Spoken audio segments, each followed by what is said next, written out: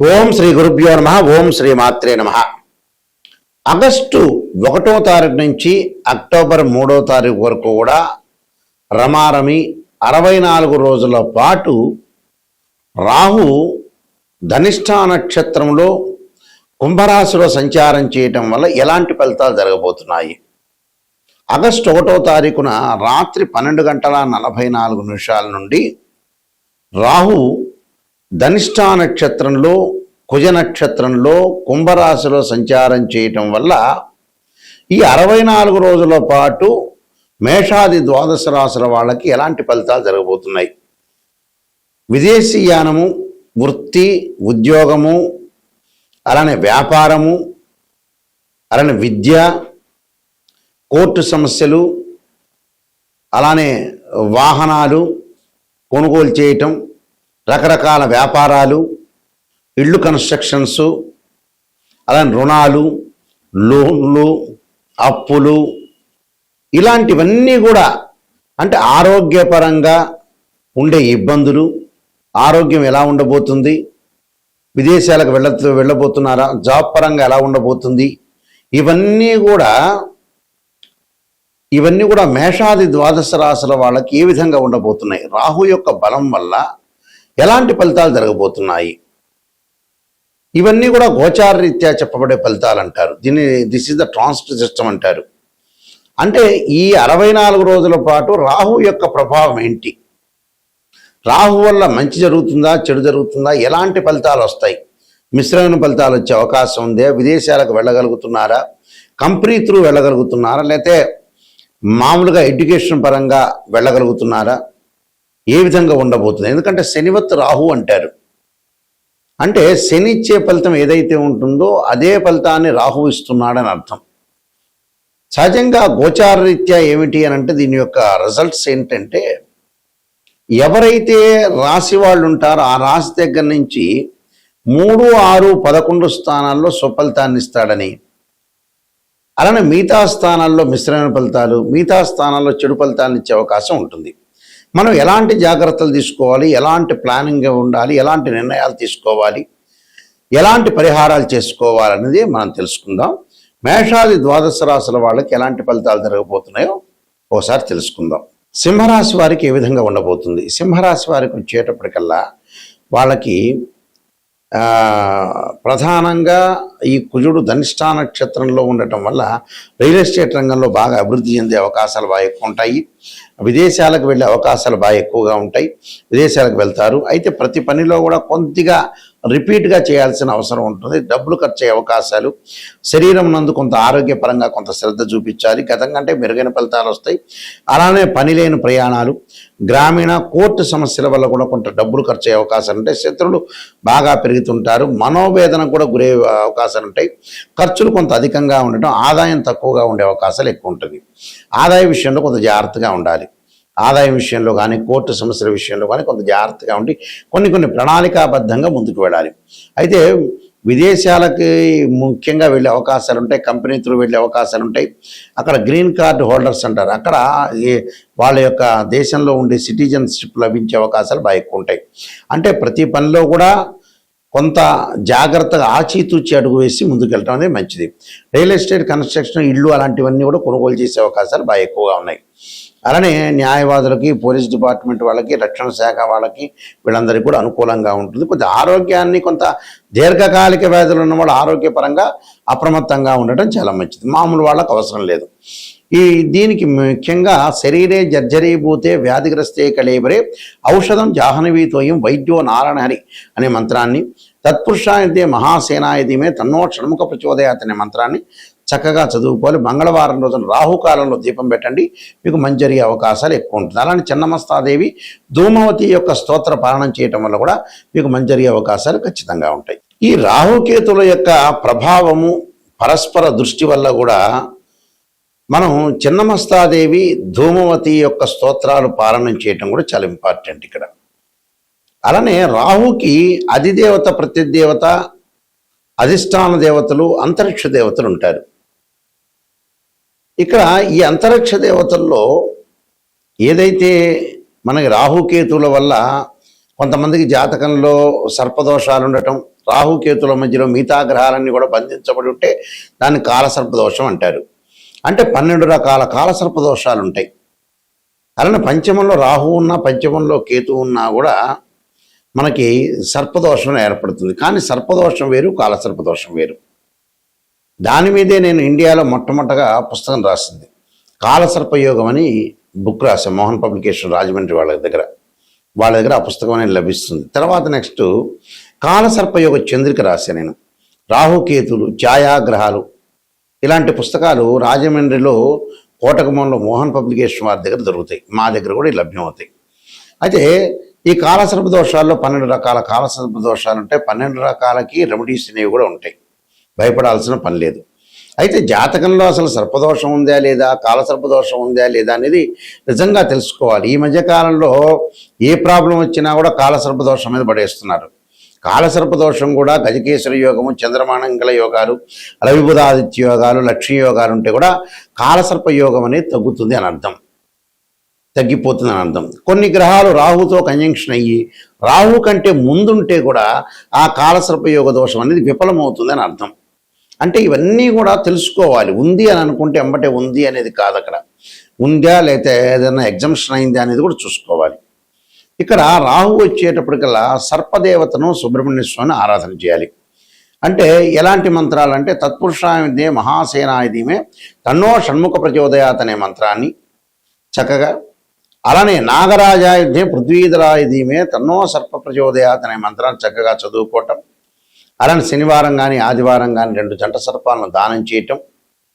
అలానే ఓం నమో అస్తు సర్పేభ్య ఏకే చ పృథ్వీమనో ఏ అంతరిక్షే ద్వితీయేభ్య సర్పేభ్యో నమః అనే మంత్రాన్ని కూడా, అంటే అంతరిక్షంలో ఉండే సర్పాలకి భూమి మీద ఉండే సర్పాలకి నమస్కారం చేస్తున్నాను దాని అర్థం. అలాగా ఈ వేదోక్త మంత్రం కూడా చక్కగా వచ్చిన వాళ్ళు చదువుకోవచ్చు, తప్పులేదు.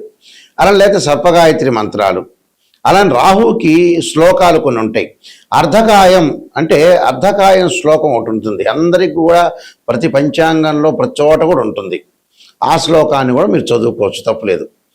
అలానే ఇక్కడ ప్రతిదీ కూడా మనం మంత్రం ఉచ్చారణతో పాటు చక్కగా నవగ్రహాల యొక్క ప్రదర్శన చేయాలి.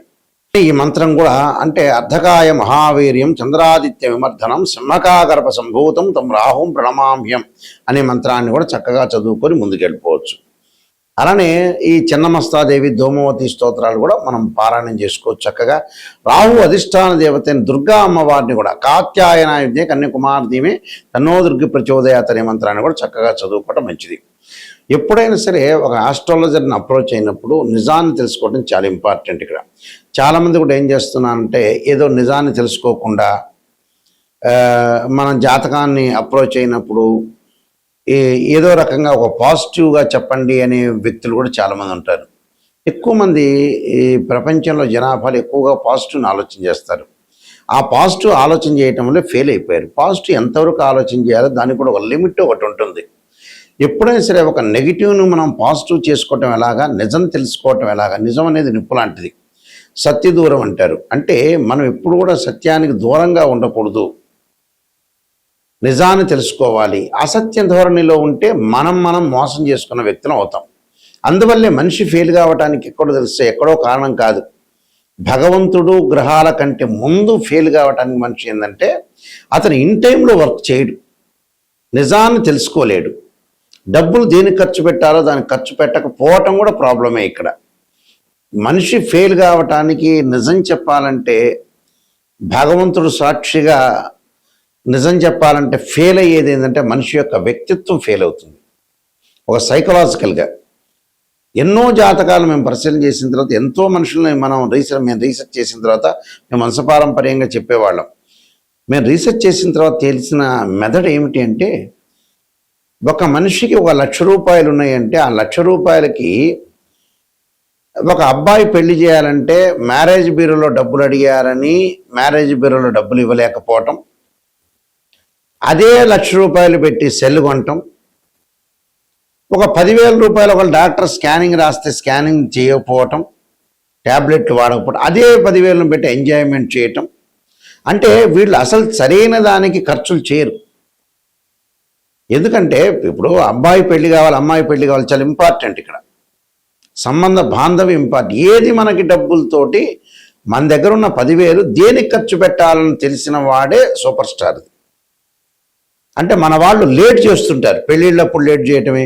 40 ఏళ్ళప్పుడు కూడా కొడుకు పెళ్లి చేయాలంటే ఆలోచన చేసే తల్లిదండ్రులు ఉన్నారు. 35 ఏళ్ళకు కూడా అమ్మాయి పెళ్లి చేయాలంటే డబ్బులు ఎందుకు ఖర్చు అవుతాయని ఆలోచన చేసే వ్యక్తులు ఉన్నారు.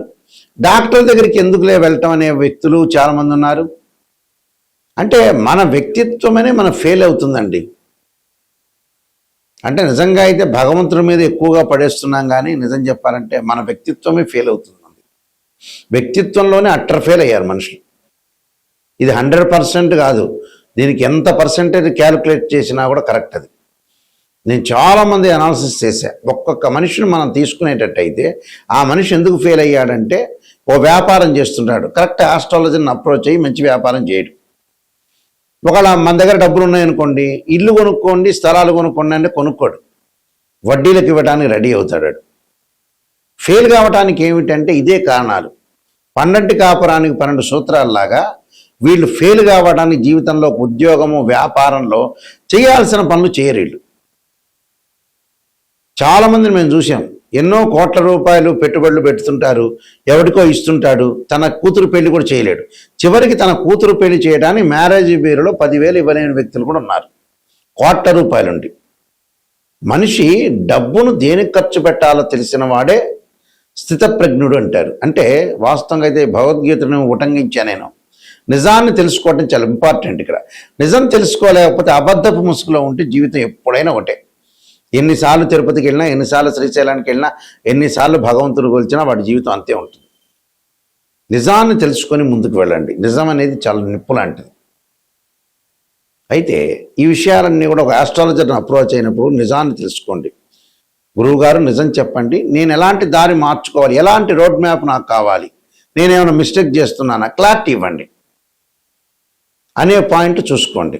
కొంతమంది 40 ఏళ్ళు వచ్చినా కూడా మా దగ్గరికి వచ్చినప్పుడు వాళ్ళు స్పందించట్ల. 42 ఏళ్ళు వచ్చి ఆతృత పడాలి. తల్లికి 70 ఏళ్ళు వచ్చి కొడుకును పెళ్లి చేయాలన్నప్పుడు ఒక ఎగ్జాంపుల్ మొన్ననే వచ్చింది. ఆమె అసలు ఆతృతే లేదు. ఆమె ఇంకా బతికుంటుంది అని అనుకుంటుంది, 100 ఏళ్ళు 200 ఏళ్ళు. అబ్బాయికి పెళ్లి చేయాలి, నా వయసు తీరిపోతుందనే మూమెంట్ అసలు వాళ్ళకి అసలు ఏంటని తెలియట్లేదు అసలు. ఎందుకునో మరి. ఆశ్చర్యకరమైన విషయాలు ఇవన్నీ కూడా నిజం చెప్పాలంటే. మనం తొందరగా చనిపోతున్నాము, తొందరగా పిల్లగాడి పెళ్ళిళ్ళు, అమ్మాయి పెళ్లి చేయాలి, వాళ్ళ ఉద్యోగ పరంగా కానీ ఎడ్యుకేషన్ పరంగా సెటిల్మెంట్ చేయాలని చాలామంది కూడా ఆతృత లేదు. ఇంకా ఎక్కువ ఏదో సినిమాలో బ్రహ్మానందం 500 సంవత్సరాలు బతికినట్టుగా అని భావిస్తున్నారేమో, అర్థం కావట్లేదు నాకు కూడా. ఎందుకంటే 60 ఏళ్ళు రాగానే వెంబటే బ్యాగు సర్దుకొని రెడీగా ఉండాల్సిందే మనిషి. ఇలాంటి విషయాలను తొందరగా మీరు అలర్ట్ కావండి. అలర్ట్ అయ్యి తొందరగా చేయాల్సిన పనులన్నీ కూడా చకచకా చేసుకొని ముందుకు వెళ్ళటం చాలా ఇంపార్టెంట్. అయితే నేను కాలసర్పయోగము, కాలసర్పయోగ చంద్రిక, రాహుకేతులు, ఛాయాగ్రహాలు, బృహత్ పరిహార సింధు, జాతక చంద్రిక, వివాహ మార్తాండము, పుత్రగణపతి వ్రతము, ఈ పుస్తకాలన్నీ కూడా రాశాను. ప్రొటెక్షన్ ఆఫ్ ఆస్ట్రాలజీ, అలానే ట్రాన్సిట్ ఆఫ్ రిజల్ట్స్, ఈ పుస్తకాలన్నీ కూడా మా దగ్గర లభ్యమవుతాయి. రాజమండ్రిలో మోహన్ పబ్లికేషన్ వారి దగ్గర కూడా లభ్యమవుతాయి. అలానే మా వెబ్సైట్ www.nayakanti.com, nayakanti.in చూడండి. ఒక జాతకాన్ని, ఒక బర్త్ చార్ట్కి ట్రాన్సిట్ సిస్టానికి చాలా లాట్ ఆఫ్ డిఫరెన్స్ ఉంటుంది. బర్త్ చార్ట్లో ఏంటంటే 12 భావాదులు, రాస్యాధిపతులు, అలానే ఏదైతే ఆ గడిలో ఏదైతే గ్రహం ఉంటుందో ఇవన్నీ కూడా మ్యాథమెటికల్గా క్యాలిక్యులేషన్ వేయాలి. భావాధిపతులు అంటే తనుభావానికి రవని, ద్వితీయ భావానికి గురువని, తృతీయ భావానికి కుజుడని, చతుర్థ భావానికి చంద్రుడు బుధుడని, పంచమ భావానికి గురువని, ఇలా 12 భావాధిపతులు అంటే ఇంటి ఓనర్ అని అర్థం. రాస్యాధిపతులు ఉంటారు. ఆ రాస్యాధిపతి ఎవరంటే బిల్డరు. అక్కడ ఏదైతే గ్రహం ఉంటుందో ఆ గ్రహం టెనెంటు అని అర్థం. అంటే జాతకంలో గజకేసరి యోగం ఉందా, లక్ష్మీ యోగం ఉందా, చంద్రమంగళ యోగం ఉందా, బుధాదిత్య యోగం ఉందా అనేది తెలుసుకోవాలి. కానీ ప్రతి చోట కలవంగానే బుధాదిత్య యోగాలు, చంద్రమంగళ యోగాలు కాదు. ఇవన్నీ కూడా కొంతమంది ఆస్ట్రాలజర్స్ అనవసరంగా చెబుతున్నారు. నిజంగా కాదు, ఆ కాంబినేషన్ కావు. కొంతమందికి మాత్రమే యోగాలు అనేవి ఉంటాయి. యోగం అంటే 2 or more planets is called యోగం అంటారు. యోగం అనేది అది కాదు. యోగం నిజంగా ఉందా లేదా తెలుసుకోవాలి. దాని దృష్టి, దశ, అంతర్దశలు మ్యాథమెటికల్ క్యాలిక్యులేషన్ వేయాలి. ఒక వివాహం జరుగుతుందా లేదంటే రాశిచక్రం, నవాంశం, భావచక్రం, దశలో అంతర్దశలను చూడాలి. ఒక సంతానం కలుగుతుందా లేదంటే రాశిచక్రం, సప్తమాంశం, భావచక్రం, దశలో అంతర్దశలు చూడాలి. దీనిలో కేపీ సిస్టమ్ అని, వైదిక ఆస్ట్రాలజీ, బివి రామన్, ఇలాంటి పద్ధతులన్నీ ఉంటాయి. ఆ స్క్రీన్ మీద స్క్రోలింగ్ అవుతున్న నా నెంబర్ ఉంటుంది. నిజం తెలుసుకోవాలి, నాయకంటి గారి ద్వారా బాగుపడాలనే వ్యక్తులు మాత్రమే ఫోన్ చేయండి. నిజంగా జాతకాన్ని తెలుసుకునే వాళ్ళు మాత్రం ఫోన్ చేయండి. వద్దండి నాకు పాజిటివ్నే కావాలంటే నాకు ఫోన్ చేయొద్దండి. నెగిటివ్ పాజిటివ్ రెండూ తెలుసుకొని నిజాన్ని తెలుసుకునే వాళ్ళు మాత్రం ఫోన్ చేయండి. ఎందుకంటే అబద్ధపు ముసుగులో మంచిది కాదు. ఏ రోజైనా నిజమనే నిప్పు లాంటిది, అది ఏ రోజైనా తెలుసుకునేదే. కాబట్టి మీరు మంచిగా తెలుసుకోవాలి, కరెక్ట్గా నిజం తెలుసుకోవాలంటే నాకు ఫోన్ చేయొచ్చు. మీ అందరికీ కూడా శ్రీ పరమేశ్వరుడి యొక్క కరుణాకటాక్షం ఉండాలని ఆశిస్తూ సర్వే జనా సుఖినో భవంతు.